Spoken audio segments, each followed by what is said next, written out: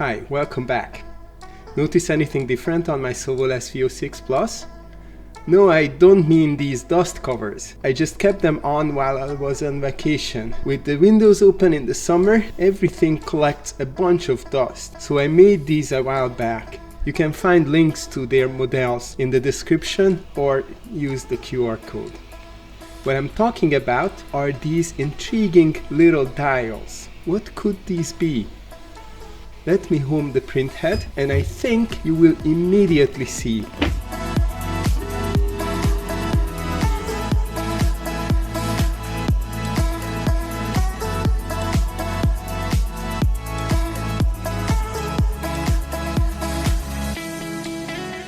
Okay, I think most of you already can see it, but let me explain.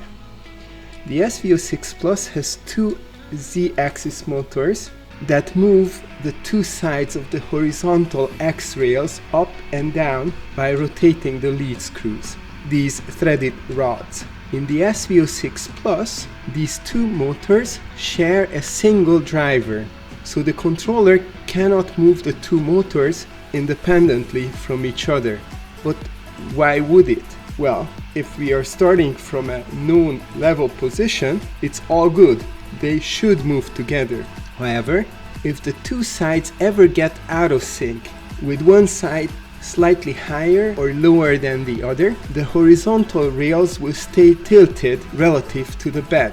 And this will result in uneven layers and bed adhesion problems that even the ABL system cannot correct. Printers that can drive the two motors independently can resolve Z-tilt on their own, but the SV06 Plus needs our help.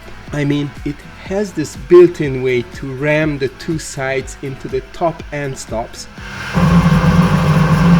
and force them to align. However, this method not only makes unpleasant sounds, but it is also slow, not ideal for the printer mechanics, and worst of all, it's not even effective. We want 1/10 of a millimeter precision at the bed level. Why would we level the horizontal axis 340 millimeters away from the bed? It is not accurate. It cannot be. So, this is my bed mesh after top ramming. You can see the ABL had a hard time compensating for the lifted right side due to the uneven Z level.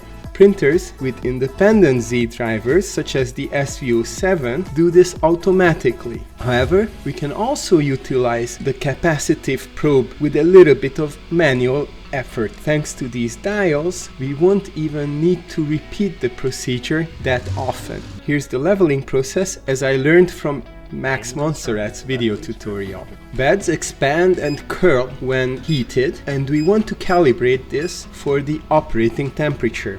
Since I print PLA at 65 degrees and PETG at 75 degrees, a good medium for me is to heat the bed to 70 degrees Celsius. We home the print head, then we need to unlock the motors so we can drag the print head all the way to the left. Using both hands, we rotate both Z couplers counterclockwise, lowering the print head until the probe light goes out.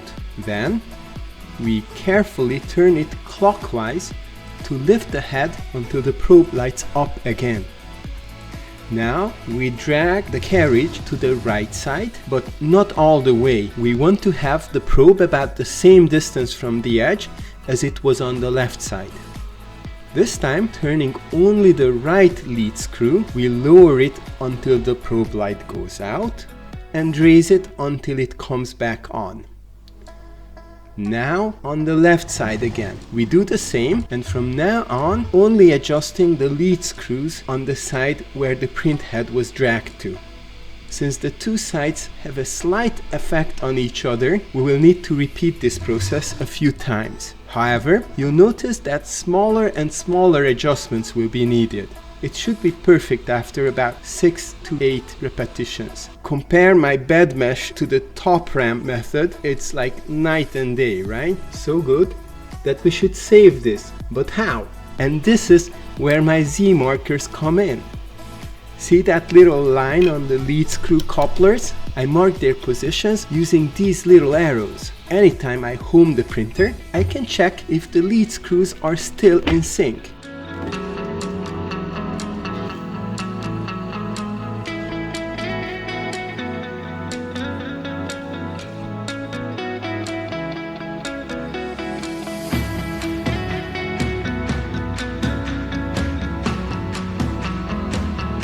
If not, I can simply rotate them back to the marked positions, knowing that these marks indicate a perfectly level state. You can find the link to the models in the description of this video or using the QR code. While there, please also hit the like button to help reach more SV06 Plus users with this video. And please subscribe. I've been posting new content about 3D printing for a few months already, and I plan to continue in the future.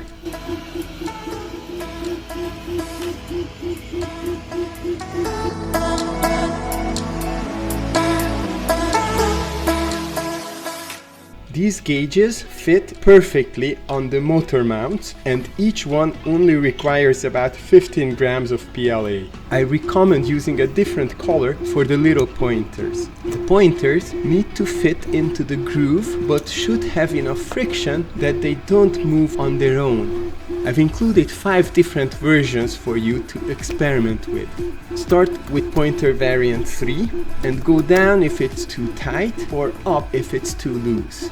The tiny pointers can be printed in 2 minutes, even if you print them very slowly and using a 0.1 mm layer height for precision. All parts are cleverly designed to print without supports, and even smarter, we can insert the pointers through the gap, but the Z-rods will prevent them from falling out after we put the gauge plates in their place. I hope this little addition for the Sovol SV06 Plus will save a lot of time and hassle in the long run. Subscribe to see our next printing project in about a week. Happy printing!